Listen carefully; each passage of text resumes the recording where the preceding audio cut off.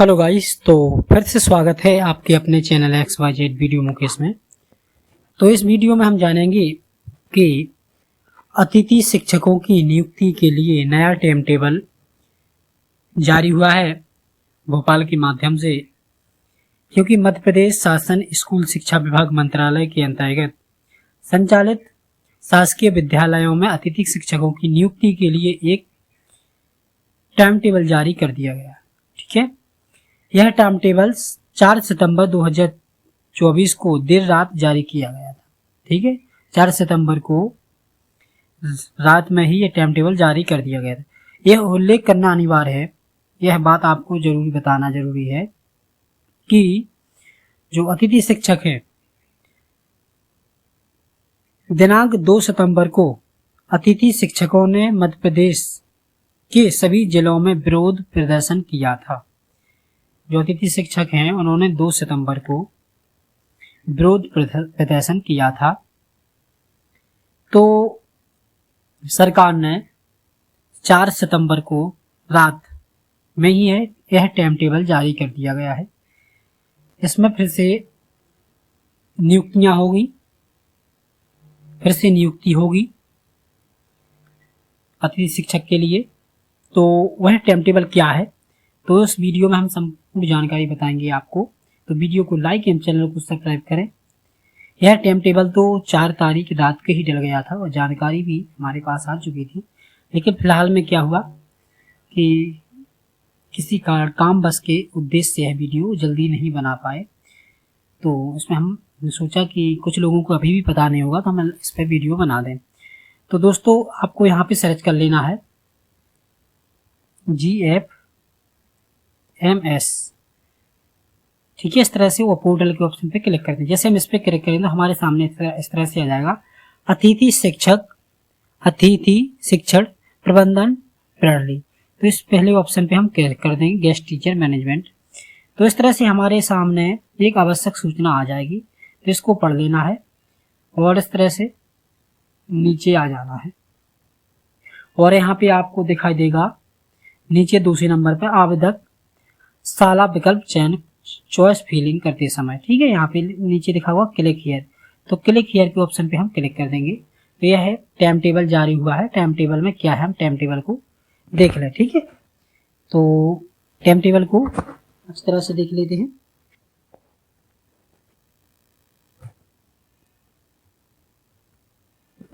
तो time table में बताया गया है, यहाँ पे आप देख सकते हैं, थोड़ा मैं ऊपर कर ले। यहाँ पे देख सकते हैं आप, लोक शिक्षण संचालनालय मध्य प्रदेश गौतम नगर भोपाल, जैसे पिन कोड नंबर इस तरह से है 462023 और क्रमांक अति, ठीक है, इस तरह से 2425 172 प्रति। और यहाँ पे भोपाल देख सकते हैं, दिनांक 4/9/2024। ठीक है दोस्तों, इस तरह से आप देख सकते हैं। यहाँ पे देख सकते हैं आप, समस्त संभागीय संयुक्त संचालक लोक शिक्षण, समस्त जिला शिक्षण अधिकारी मध्य प्रदेश, समस्त विकासखंड शिक्षा अधिकारी, समस्त संकुल प्रचार हाई स्कूल और high secondary school Madhya Pradesh, यानी कि यह प्रतिलिपि इन सभी को भेजी गई है। ठीक है दोस्तों, और इसका विषय क्या है, विषय शैक्षणिक सत्र 2024-25 में शासकीय विद्यालयों में रिक्त पदों के विरुद्ध आवेदकों हेतु शाला विकल्प का चयन के संबंध में, यानी कि जो रिक्त पद थे उसके संबंध में यह डाला गया। ठीक है दोस्तों, तो यहाँ पे आप पढ़ सकते हैं, मध्य प्रदेश स्कूल शिक्षा विभाग में शासकीय विद्यालयों में शैक्षणिक व्यवस्था के सुचारू रूप से संचालन हेतु रिक्त पदों के विरुद्ध अतिथि शिक्षक व्यवस्था की जाती है। सत्र 2024-25 में शासकीय विद्यालयों में रिक्त पदों के विरुद्ध अतिथि शिक्षक व्यवस्था हेतु GFMS पोर्टल पर जिन आवेदकों के पास सत्यापित स्कोर कार्ड एवं KYC की गई है, यानी जिनके पास GFMS पोर्टल पर जिनकी स्कोर कार्ड एवं KYC की गई है, वह स्वयं के लॉगिन ID पासवर्ड से का प्रयोग कर GFMS पोर्टल पर ऑनलाइन शाला विकल्प का चयन की कार्रवाई कर सकेंगे। यानी कि जो पहले से जिनका GFMS पोर्टल पर, आपको बताया इसी पर लॉगिन होना है। तो इसी पर आपको, अगर आपका स्कोर कार्ड पहले से बन चुका है, अगर आपने KYC करवा ली है, कर ली है, तो आपको इसी पर खुद से GFMS पोर्टल पर लॉगिन करना है और लॉगिन करने के बाद आप ऑनलाइन शाला विकल्प का चयन कर सकेंगे। अतः अतिथि शिक्षक के रूप में कार्य करने हेतु इच्छुक आवेदक अतिथि शिक्षक पोर्टल पर शाला चयन हेतु नियम अनुसार कार्रवाई करें। यानी कि जो इच्छुक व्यक्ति हैं, इच्छुक शिक्षक हैं, आवेदक जो हैं इच्छुक आवेदक, वो अतिथि शिक्षक पर जब पोर्टल पर शाला का चयन करेंगे तो किन किन आदेशों का उनको पालन करने पड़ेगा, नियम अनुसार कार्रवाई करें। तो यहाँ पे उन्होंने नियम दिए हैं। पहला नियम है, आवेदक द्वारा GFMS पोर्टल पर शाला विकल्प चयन हेतु की जाने वाली कार्रवाई किस तरह से करना है।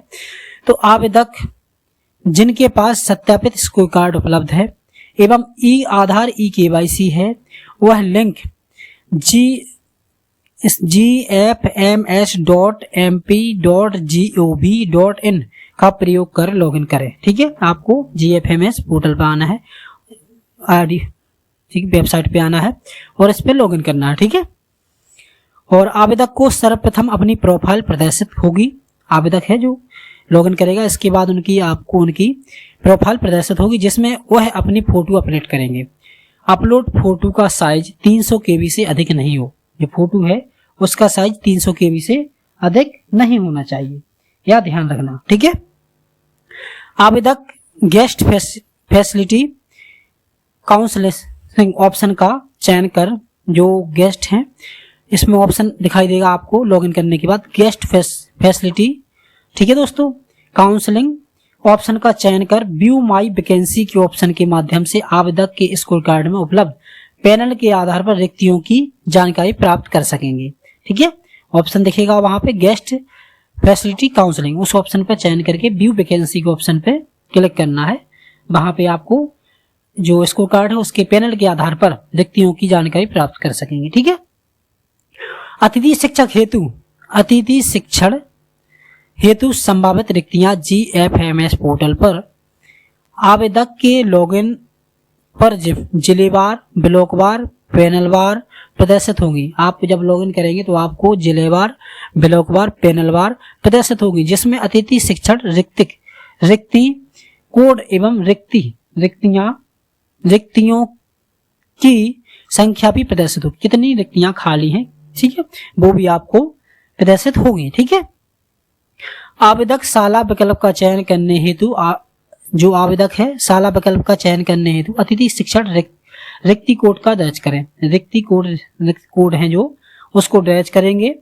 फिर इसके बाद रिक्त कोड की जानकारी दर्ज करने के उपरांत विद्यालय एवं संभावित रिक्ति के पैनल की जानकारी प्रदर्शित होगी। ठीक है, शाला विकल्प का चयन करने हेतु आवेदक को विकल्प चयन हेतु कोई सीमा निर्धारित नहीं है। यानी आप 1 से 2, 4 से 5, 1, 2, 3, 4 इस तरह से और भी आप शाला, ऐसा नहीं है कि आप एक ही शाला सिलेक्ट करेंगे। ठीक है, नियुक्ति के लिए आप जो अतिथि शिक्षक हैं वो लॉगिन करने के बाद जब अपना शाला चूज करेंगे, किन किन शाला हम सिलेक्ट करना चाहते हैं, तो वो आप हिसाब से सिलेक्ट कर सकते हैं। 1 से 2, 2 से 4 भी, जितना भी आप करना चाहते कर सकते हैं। ऐसा कुछ नहीं है कि एक ही करना चाहिए, अधिक से अधिक कर सकते हैं, जिससे आपकी जो है संभावना आपकी नियुक्ति हो सके। ठीक है, इस तरह से आप यहाँ पे आ जाएंगे। आवेदक द्वारा शाला विकल्प चयन करने के उपरांत जानकारी में त्रुटि होने पर त्रुटिपूर्ण शाला के विकल्प को डिलीट कर सकेंगे। अगर आपने शाला को गलत चयन कर लिया है किसी कारणवश, तो आप अगर गलत जानकारी भर ली है तो इसको आप डिलीट भी कर सकते हैं। ठीक है, इस तरह से शाला की जो जानकारी डिलीट कर सकते हैं। आपने गलत भर लिया है शाला अगर, तो आप उसको डिलीट भी कर सकेंगे। किंतु आवेदक शाला विकल्प चयन की जानकारी ब्लॉक करने के उपरांत जानकारी में किसी भी तरह का संशोधन नहीं कर पाएगा। अगर आपने जो शाला सेलेक्ट कर लिया है, चूज कर लिया है, अगर आपने लॉक कर दिया है तो इसके बाद आप कोई संशोधन नहीं कर पाओगे यार। ठीक है, लॉक करने से पहले आप इसमें संशोधन कर पाओगे। ठीक है, शाला विकल्प चयन की कार्रवाई सावधानी पूर्वक करें। जानकारी एक बार लॉक होने के उपरांत किसी भी प्रकार का संशोधन नहीं होगा। ध्यान रखना, संशोधन नहीं होगा। एक बार अगर लॉक कर दिया तो नहीं किया जाएगा। यदि किसी आवेदक का 1 से अधिक पैनल में स्कोर कार्ड है तो वह समस्त पैनल में आप शाला विकल्प का चयन कर सकेगा। यानी आपका स्कूल कार्ड एक से अधिक पैनल स्कूल में उपलब्ध है आपके पास, तो क्या करेंगे आप एक से अधिक भी यानी एक पैनल से भी शाला को सिलेक्ट कर पाएंगे और दूसरे पैनल से भी शाला को आप सिलेक्ट कर पाएंगे। ठीक है। पैनल सह शाला की प्राथमिकता के आधार पर आवंटन होगा। ध्यान रखना, पैनल सह शाला की प्राथमिकता के आधार पर ही आवंटन होगा। यदि किसी आवेदक का score card panel SS1, SS2, SS3 तीनों का है, यानी किसी व्यक्ति का आवेदक का score card SS1, SS2, SS3 तीनों का है, तो वह आवेदक जिस पैनल में ध्यान रखना, जिस पैनल में जिस स्कूल को प्राथमिकता देना चाहता है, यानी जिस पैनल से जिस स्कूल को प्राथमिकता देना चाहता है, उसी क्रम में शाला विकल्प का चयन करें। उसी क्रम से आप शाला विकल्प को चयन कर सकते हैं। ये पहले नंबर पे, दूसरे नंबर पे, इस तरह से आप शाला का चयन कर सकते हैं। उदाहरण के लिए किसी आवेदक का SS2 का एक स्कूल पहली प्राथमिकता है, यानी SS1, SS2 है जो, उसका एक स्कूल पहली प्राथमिकता है, तथा SS1 का 1 स्कूल दूसरी प्राथमिकता के रूप में चयन कर सकता है। पैनल के साथ रिक्तियों का क्रम आवेदक को निर्धारित करना होगा। ध्यान रखना, रिक्तियों का क्रम से निर्धारित करना होगा। विद्यालय आवंटन संबंधित के द्वारा दी गई शालाओं की प्राथमिकता के क्रम में होगा, अर्थात जिस शाला का GFMS पोर्टल रिक्ति कोड प्राथमिकता क्रम में दर्ज करे, वही पैनल एवं रिक्ति मेरिट क्रम में आवंटित होगी। क्रम से लगाना हो, उसी मेरिट के आधार पर आपको आवंटित होगी। ठीक है, ध्यान रखना कि क्या होगा, ये आप अगर जिस भी शाला को आप प्राथमिकता देना चाहते दे सकते हैं। फिर इसके बाद आपको जिसके जितने नंबर होंगे स्कोर कार्ड के हिसाब से, उसी मेरिट के आधार पर आपको सिलेक्ट कर लिया जाएगा उस विद्यालय में। ठीक है, उस शाला में। आवेदक द्वारा शाला विकल्प की जानकारी दर्ज करने के उपरांत सबमिट एंड लॉक करें। जब आप जानकारी प्राप्त कर लेते हैं और शाला विकल्प का चयन दर्ज कर देते हैं, जो शाला है उसको भर देते हैं, अपनी जितनी शाला अपने हैं, तो इसके बाद आपको सबमिट एंड लॉक कर देना। ध्यान रखना, लॉक करने के बाद आप संशोधन नहीं कर पाओगे, ये जरूरी है। और यहाँ पे देख सकते हैं आप सामान्य निर्देश। आवेदक का किसी एक पैनल में विद्यालय आवंटन होने पर दूसरे पैनल में विद्यालय आवंटन नहीं होगा। यानी आप एक पैनल में आपका अगर विद्यालय आवंटन हो गया है, अगर आपको कि जिस आपने तीनों पैनल में आपने स्कूल को शाला को प्राथमिकता दी है, यानी तीनों को आपने सिलेक्ट किया है, अगर आप उसमें से एक पैनल में किसी भी SS1, SS2, SS3 किसी भी पैनल में आपका अगर आवंटन हो जाता है, ध्यान रखना, आपको विद्यालय मिल जाता है, तो आपको एक से दूसरे पैनल में आवंटन नहीं होगा। ठीक है, विद्यालय में आवंटन नहीं, एक ही विद्यालय में आवंटन होगा। ध्यान रखना, आवेदक को यह सूचित किया जाता है कि वे अपनी सुविधा अनुसार रिक्तियों को पृथक में कागज पर लिख लें। ये आपके लिए जरूरी जानकारी है। आप रिक्तियों को एक कागज पे लिख लें, फिर इसके बाद क्रम बाय क्रम प्राथमिकता देते चलें। ठीक है, प्राथमिकता क्रम निर्धारित करने के उपरांत ही प्रविष्ट करें। जैसे जैसे विद्यालय की प्रविष्टि करेंगे, उसी के आधार पर उन्हीं के अनुसार प्राथमिकता निर्धारित होती जाएगी। ठीक है, तो आप जिस क्रम में देना चाहते हैं वो आप पहले लिख लेना, जिसके बाद आप क्रम से दें। इससे होगा ये कि आपको दिक्कत नहीं होगी, जल्दी जल्दी आप भरते चलोगे। अतिथि शिक्षक हेतु रिक्तियां परिवर्तनशील होंगी। जैसे नवीन शिक्षक है, शिक्षक की पदस्थापना, स्थानांतरण, उच्च पद प्रभार, सेवानिवृत्त, मृत्यु एवं अन्य कारण से अतः किसी रिक्ति विशेष पर अतिथि शिक्षक रखे जाने की बाध्यता नहीं होगी। ध्यान रखना, इस हेतु अतिथि शिक्षक कोई क्लेम दर्ज नहीं कर सकेंगे। ध्यान रखना, इन चीजों पर कोई क्लेम नहीं कर पाएगा। विद्यालय में नियमित शिक्षक की पदस्थापना होने पर अतिथि शिक्षक की सेवाएं स्वतः ही समाप्त हो जाएंगी। ध्यान रखना, विद्यालय में नियमित शिक्षक की पदस्थापना होने पर अतिथि शिक्षक की सेवाएं स्वतः ही समाप्त हो जाएंगी।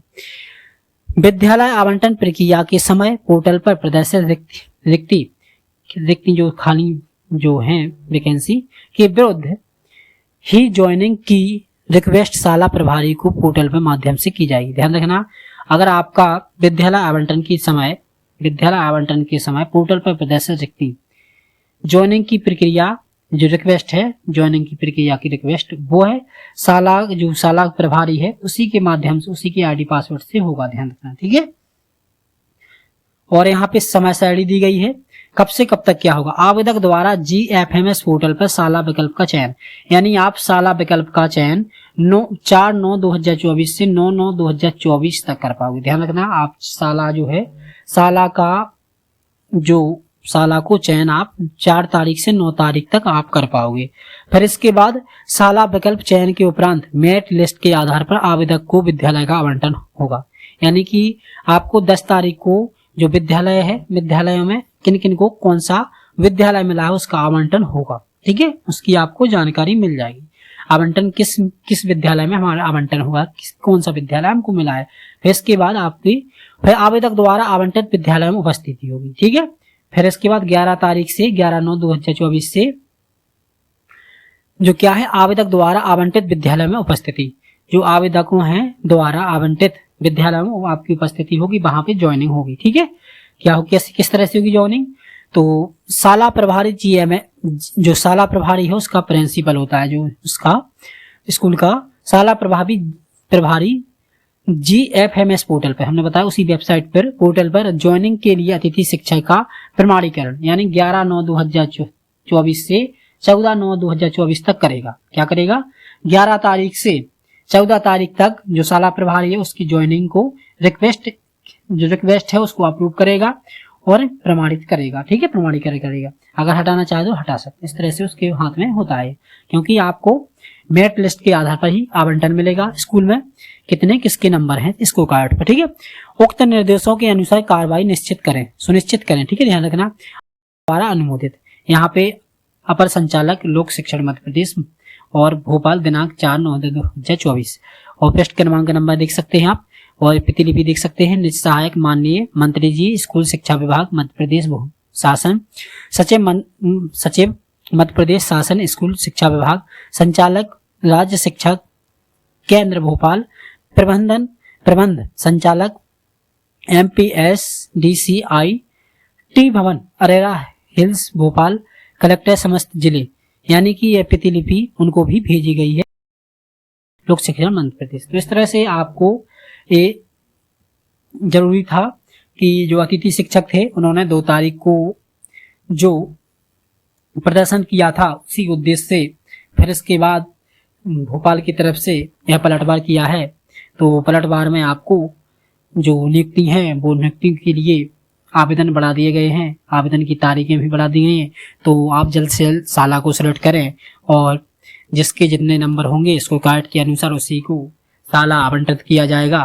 तो आपको जल्द से जल्द आवंटन कर लेना है, साला सेलेक्ट करने, इसके बाद आपको आवंटन होगा। आवंटन के बाद जो आपकी जो साला प्रभारी होंगे वहाँ के, तो वो आपकी रिक्वेस्ट को अप्रूव करेंगे यानी प्रमाणित करेंगे। तो इस तरह से वीडियो पाने के लिए हमारे चैनल को सब्सक्राइब, वीडियो को लाइक करें ताकि हम जितने वीडियो डालें आपको उसका नोटिफिकेशन मिलता रहे, आप हर चीज़ से अपडेट रह सके।